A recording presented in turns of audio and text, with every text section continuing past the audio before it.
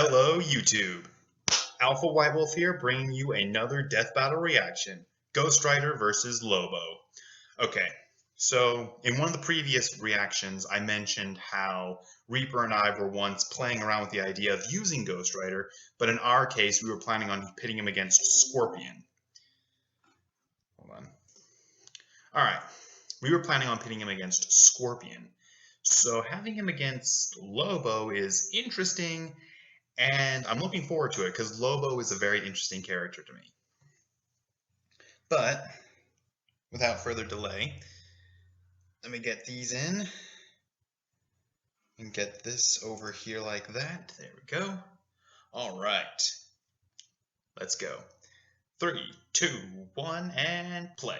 Have you tried 23andMe? It can tell you all about your ancestors, genetic information, health, and traits. It's super easy, and the results are legit. You can find out all sorts of good little secrets about yourself.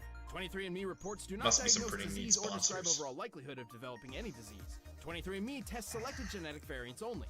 Visit 23andme.com/deathbattle for important test information. Order your health and ancestry kit at 23andme.com/deathbattle, and you can meet your genes in over 125 personalized genetic reports. That's the number 23 and me.com/deathbattle. So before I get too far into this, I'm voting for Ghost Rider because I'm more familiar with him. And I think that his abilities will be able to overcome Lobo. Or the thrill of the kill, bounty hunting isn't for the faint of heart. Especially when your usual targets are superheroes. The Ghost Rider. That's who I'm voting for right there. Vengeance. And Lobo, the space hogging main man of DC Comics. He's Wiz and I'm Boomstick. And it's our job to analyze their weapons, armor, and skills to find out who would win A death battle. Yeah. Even at a young age, Johnny Blaze lived life on the edge. Son to the accomplished cyclist Barton Blaze, he was sadly witness to his father's death in a stunt gone wrong. But he got adopted by another stuntman, Crash Simpson. It's no surprise that Johnny became a stunt performer himself until Crash's wife died in a stunt gone wrong. Only now apparently aware that motorcycles can be dangerous, Johnny swore to never perform again. Really? Then Took you Crash that got long? Cancer. Damn, even I don't have parent issues this bad. Completely devastated, Johnny refused to let Crash die. Willing to risk it all, he turned to the one person who could fix everything. Everyone's favorite problem solver, Satan. Hail Satan! This was Mephistopheles, one of That the was many so lords cute. of hell who happened to have a special interest in Johnny's family line. To save Crash's life, he cut a deal with the devil, curing the cancer at the cost of selling his soul. The deal succeeded, and Crash was healed, but then he died in, well, a stunt gone wrong. I mean, he's a stuntman whose name is Crash. Should have seen it coming. Kinda. After all that, Johnny got stuck with being Mephisto's bitch for eternity. Mephisto even sandwiched him together with a demonic spirit of vengeance named Zarathos. Zarathos, ask your doctor if it's right for you, or your exorcist. Long ago, Zarathos was a powerful demon who threatened Mephisto's realm. Eventually, Mephisto defeated him, forcing him into eternal servitude. And with their power combined, Johnny and Zarathos roamed the world, punishing the wicked as the embodiment of a death metal album cover, the Ghost Rider. Ah! Oh god, that's terrifying! Well, sure, his visage instills fear unto many. What? No, Ghost Rider looks awesome! I'm talking about Nick Cage. Agreed. Anyway, as the Ghost Rider, he became one of the universe's greatest threats. He has Really? superhuman Universes? strength and speed, and his skeletal body can regenerate from practically any amount of damage. And if Blaze's last name wasn't obvious enough, he can shoot fire! Oh, but not just any fire, hellfire. The best kind of fire. The kind that's infused with magic that burns not just your flesh, but bypasses conventional defenses to attack your very soul. He can throw fireballs, raise walls of flame, rain fire from the sky, and even conjure weapons and objects out of thin air, such as a demonic shotgun and an infinite stream of chains. And his badass ride, the Hell Cycle. This baby can look however Johnny wants, but he usually summons it as a panhead chopper. It can respond to Johnny's thoughts, scale walls, and even outrace Thor's hammer Mjolnir. The same hammer that crossed a galaxy and back in a single minute. You know, I lit my chopper on fire once. I didn't know you had a motorcycle. Well, yeah, up until the fire. Uh-oh. Rest in peace, Roadhog. At least you went out in a blaze of glory, like Bon Jovi said. Fuck yeah. But while his hellfire and chains are vicious weapons in their own right, they're often used to ensnare the Ghost Rider's victims as he goes in for a truly diabolical kill. Or should I say, a penance. The penance stare is basically Hell's timeout corner of pain. Ghost Rider isn't angry, he's just disappointed, and he wants you to think about what you've done, and it to hurt. A lot. Under the penance I stare, like the Ghost description. Rider forces you to relive all the pain and misery you've inflicted on others throughout your entire life. No indiscretion, no matter how minor, is safe from the Ghost Rider's gaze. So that time I put ground laxatives in my 4th grade math teacher's coffee and gave her the shits. Does that mean the stare would give my soul the shits too? Not literally, but you would experience the anger, humiliation, and the butt cramps. So basically eternal damnation, got it. But should your sins be so numerous and terrible, the penance stare could even obliterate your soul, leaving you an empty husk. The stare doesn't work on everybody though. You might survive if you're blind, don't have a soul, draw power from pain, or if you're a weirdo like Thanos who gets off on that shit. Still, Ghost Rider's grab bag of hell powers let him tear up some of the biggest assholes in the world, and even some of the good guys like Hulk, Thor, and Doctor Strange. He's quick enough to dodge bullets or even outright catch them in his teeth. He's powerful enough to create massive eruptions, blow up mountains, and even tear down a skyscraper. The average skyscraper weighs over 200,000 tons. That's the same weight as 1,100 blue whales. Or one ex-wife. I'm gonna write that on her next alibi. Okay? And given his hellish heritage, he's rather difficult to kill. Bullets, poison, fire, he survived it all. Even a beatdown from World War Hulk just got him even more pissed and extra flamey. Not just that. Remember Zarathos? Johnny Blaze isn't simply a host for the demon, but a limiter for his full power. Throughout his life as the Rider, Johnny has constantly battled Zarathos in the mind, barely holding on to some semblance of sanity. Should his will to resist the demon falter, Zarathos can take full control, and all hell breaks loose. Not literally, but pretty close. Oh, and plot twist, Zarathos was never actually a demon at all, but an angel of justice. Fire skull head and everything. When he's unleashed, he becomes so powerful, even Doctor Strange wets his robes. And this is the guy who pops supernovas like Pez. While Zarathos was bonded to another host, they even managed to defeat Mephisto in his own realm. For reference, Mephisto once battled Galactus, devourer of worlds. Stars detonated, galaxies trembled, and the entire universe was at risk, simply as a byproduct of their battle. And if Zarathos wasn't terrifying enough, he likes to eat souls. Of course, Oh. the Ghost Rider isn't invincible. Johnny is technically vulnerable as an ordinary human being. Even while transformed, the Rider can be killed via holy weaponry. But Johnny's doing all right, sitting pretty on Mephisto's throne. I guess things worked out okay for him, even if he's not too keen on being the devil's bounty hunter. So let this be a warning. Should you ever hear the rumble of a motorcycle in the distance and the glow of an ethereal flame on the horizon, count your sins, because the Ghost Rider is coming. And may God have mercy on your soul. Sorry, all out of mercy.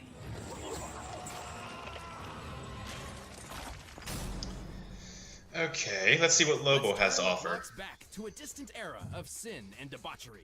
The 1990s. Inspired by the financial success of Watchmen and The Dark Knight Returns, comic writers started churning out grim and gritty superheroes by the dozen, like Cable, Azrael, and Overkill. Yeah, they were badass looking at first, but I mean, what's even happening here? It got so absurd that someone needed to knock these roided out monstrosities down a peg. The world needed a hero. No, a parody. Enter the planet Zarnia, once the brightest beacon of peace and happiness in the universe, until its inhabitants were annihilated by a biological catastrophe, leaving only one survivor, the last son of Zarnia, Lobo. The one that killed all the rest of them. A guy whose name literally translates in Sarnian to he who devours your entrails and thoroughly enjoys it. What? Awesome. Nice. Why wasn't I named that? Lobo is so unimaginably evil that his birth caused the midwife who delivered him to go insane. The first Zarnian to do so in 10,000 years. Some even think that Zarnia was so perfect and good, the universe made Lobo to balance things out. Hey, didn't you say the same thing about me when we first met, Wiz? That I did. Simply put, Lobo was unique and desired to be even more so. Thus, he ensured he was the only Zarnian alive in the universe. I fragged the rest of the planet for my high school science project. Gave myself an A. Yeah, he's definitely insanely awesome! Lobo left the Yeah. desiccated corpse of his former home to become a bounty hunter, probably because it's the only profession that legally allows him to murder. Don't worry, he'll murder you illegally too. Lobo doesn't discriminate. He even has a special gender-neutral insult in the name of my next motorcycle, Bastich. My bike! Dragon bastard! Anyway, Lobo's bagged some pretty crazy bounties across the universe, including Santa Claus, 2 near-omnipotent dwarf gods, and even things that don't exist, apparently. And Lobo's Zarnian physiology is just as absurd to match. He possesses godlike strength, speed, and invulnerability, so much so that he can tear through hordes of superheroes like nothing. Should he somehow suffer damage, he also has an impressive healing factor. He's like if Superman and Deadpool had a baby, which is a lot more terrifying when I say it out loud. Did somebody say Deadpool? He's gone. Wow, I didn't think you had it in you. Oh, honey, that's not true. Haven't you heard? No one's ever really gone. See you later. I swear to God, I'll kill him someday. Your replacement plan on that TV, right? Back on topic, Lobo can regenerate from a single drop of blood, and each one he sheds will actually grow into a completely new Lobo. No, I'm not making that up. No wonder there wasn't any war on Zarnia. Nobody can kill these friggin' Bastitches. It helps that he's also a super genius who knows well over 17,000 languages. He can perform complex physics equations in his head quickly enough to catch the Flash, and can build planet-destroying weaponry out of garbage. His brain is no joke. He can resist mind control because he's too ornery, and he's got so much willpower he can literally walk through Green Lantern constructs. You know, those things powered by willpower? And befitting his occupation, Lobo is a master sharpshooter, tracker, and can, by his own admission, deduce the weak points in any opponent. Like how my shotgun leg jams if booze gets in it. I would have gone with your crippling alcoholism, but sure, that too. Lobo may be a powerhouse on his own, but he also comes equipped with guns, knives, swords, grenades, and a bomb that he sent back in time, which accidentally killed the dinosaurs. Whoops. His favorite is his enormous hooked chain. But when his job takes him across the universe, he hops on his Space Hog, a customized Spaz Frag 666, which has automatic machine guns, responds to his whistle, can fly fast enough to escape black holes, and blasts Born to be Wild. Wait. How can he sing in the vacuum of space? Oh, that's where you're drawing the line? Not the time he, say, pulled the alien entity Solaris out of the sky, which is as heavy as a star, despite lacking leverage? I like how he even admits that didn't make any sense. Using a small to medium-sized star like our own sun as a reference, Solaris should weigh nearly 2 octillion tons, over 300,000 times heavier than Earth. So, pretty tough to bench press. But how about the time he was fighting some rabbits and then he got so face-meltingly angry that he just straight up ate a city, all at once? Disclaimer, don't eat away your feelings. It's not healthy. Drink them away instead. Don't do that. But that is trillions of tons of steel and rubble condensed into a sphere smaller than the palm of his hand. By my calculations, that compressed ball should be over 20 times denser than a neutron star. Oh God, imagine that coming out. This unimaginable strength lets him brawl with the likes of Superman. But that's barely scratching the surface. Name anybody in DC Comics and it's likely Lobo's kicked their ass. He can even punch ghosts! Sounds like the only thing that can kill this guy is an act of God. Not even that. After rampaging through heaven and hell, tearing through armies of angels, demons, and what have you, Lobo's bloodlust on a literally biblical scale got him banned from the afterlife. As in, Death was told that Lobo's soul was not to be collected. So he just can't die now? Not in the traditional sense. He's had his head disintegrated, been reduced to a skeleton, even been turned into a spirit that just kept on fighting until he got his body back. The only thing that has ever really held the big lug back is his weirdly consistent integrity. Namely, he'll always keep his word no matter what. Seems pretty weird for a cosmic madman, but he also loves dolphins and will literally go to hell and back to protect them, so who even knows anymore? He's not without his failures, though. His greatest of which was perhaps something entirely out of his control. His reboot. What the hell is that scrawny, emo, Edward Cullen-ass looking dork? That's New 52 Lobo, a serious, tortured, modern interpretation. Everything that Lobo was meant to be a parody of. Thankfully, someone at DC developed a sense of irony and literally shelved this loser. The real Lobo returned better than ever and got back to doing what he does best. Kicking ass across the universe. He's not just some two-bit alien villain. He's the main man, and the whole universe knows it. See? Someone's paid me a heap of cash for your carcass, and the main man always delivers. I like it.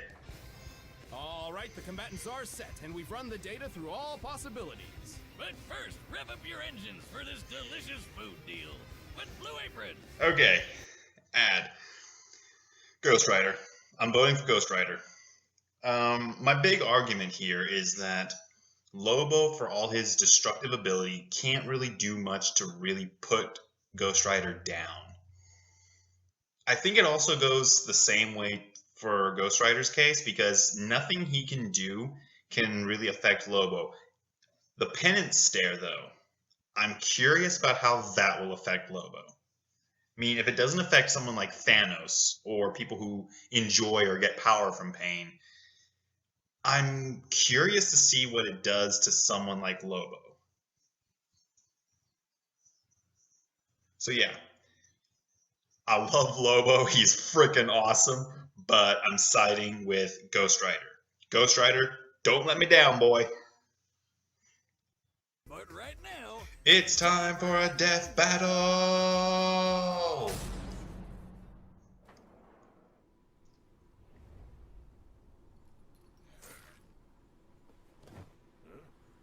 What the frag?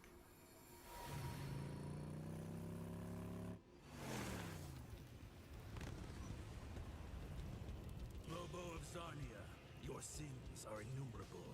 I am here to...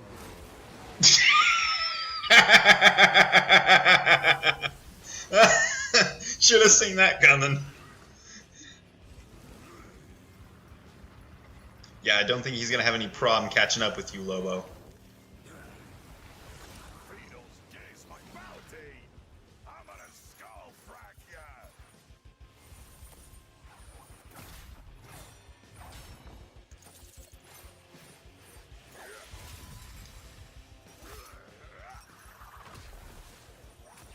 You one ugly freak.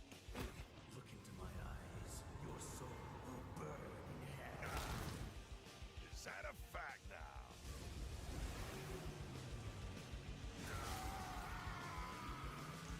Yeah, I don't think your bike can recover from something like that, Lobo. Lobo's regeneration, though, it's gonna make this a really difficult fight for Ghost Rider.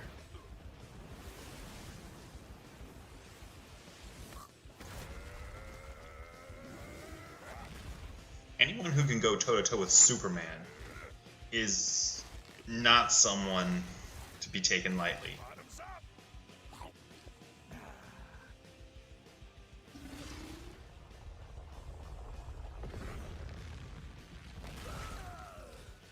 It's done. About time. Not yet, scuzzball!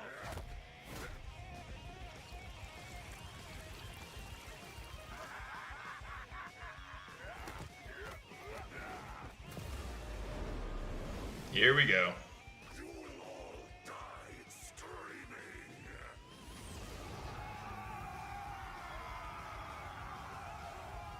Eat this, you bastards!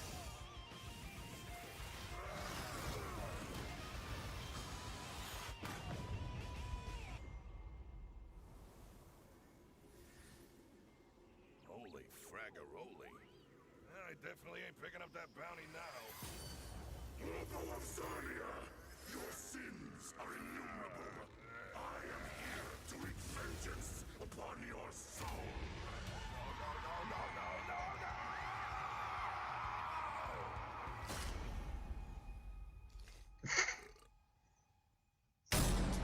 KO. Damn, that was toasty. Okay. Wonder what Ghost Lobo tastes like. Being so absurdly powerful, Lobo definitely held a massive physical advantage against the Ghost Rider. Yeah, that was obvious. Skullhead took down a skyscraper while Lobo dragged around a frickin' sun. But Ghost Rider survived some pretty incredible things. Almost as incredible as these new shirts from store.roosterteeth.com. Time and place, Boomstick. Come on, we gotta eat. Even World War Hulk couldn't finish him off, and Lobo didn't typically carry any holy weapons, which meant he really did not have a good way of killing the Ghost Rider. Yeah, but who needs holy weapons when you're strong enough to crush a whole city? Couldn't he just overpower Johnny? A good question. However, do you recall how powerful Zarathos was? Zarathos was an equal threat to Mephisto, whose battles tore apart the universe. Once the Ghost Rider released his true power, Lobo's physical advantages hardly mattered anymore. But hey, the main man was super smart and probably could have figured out Johnny's weaknesses. But how is he gonna escape to find a holy weapon somewhere when the Hell Cycle outraced Mjolnir? Which once crossed the Milky Way and back in under a minute, a feat more than 100 billion times faster than light. More than capable of keeping up with the Space Hog. They were both as unkillable as you can get. But since Lobo was banned from the afterlife, how could he ever lose? This is where the fine print matters. Death was banned from reaping Lobo's soul, but that doesn't mean the soul itself could not be destroyed. This is where our research surprised us the most. It turns out the Ghost Rider had 3 different methods of specifically targeting Lobo's soul. His Hellfire could hurt the soul directly, and since it ignores normal defenses, Lobo couldn't really stop it. With trillions of murders on Lobo's hands, the Penance Stare could wield extraordinary power against him. And while Lobo had a high pain tolerance, he did not enjoy fatalistic agony and unending torture so much that he'd survive all of that at once. Even if he did, Zarathos could just gobble up his soul for a quick snack. The end. Easy as that. Lobo was undeniably a difficult opponent to take on, but the Ghost Rider's cosmic might, unholy invulnerability, and soul-rending powers gave him the perfect tools to take out the main man. That poor bastard didn't stand a ghost of a chance. Sorry, I knew that was a Lobo. The winner is Ghost Rider. Okay. Who's next? Thanks for watching this episode. If you want the battle music for yourself, you can get it by clicking the link down below. Also, if you like animated content, check out the new Rooster Teeth animation channel. Just click that box right over there. Got some great stuff.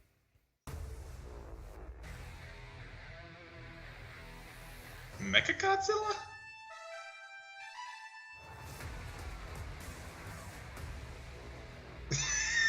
Oh god. Okay. Mechagodzilla versus the Dragon Zord. Okay. I'm willing to watch it. So this one was a lot of fun. Lobo is one of my favorite characters. He's just stupidly powerful. But Ghost Rider apparently is even more stupidly powerful. But in any case, I'm hoping to do a live stream on Twitch in the next couple days of the next part for Doom. Right now I've been really focusing on playing Bloodborne because I'm planning on recording that, putting it on the channel. But I have games upon games that I'm planning on recording and putting on here. But without further ado, this has been Alpha White Wolf. I'm signing off. You keep howling, Wolfpack.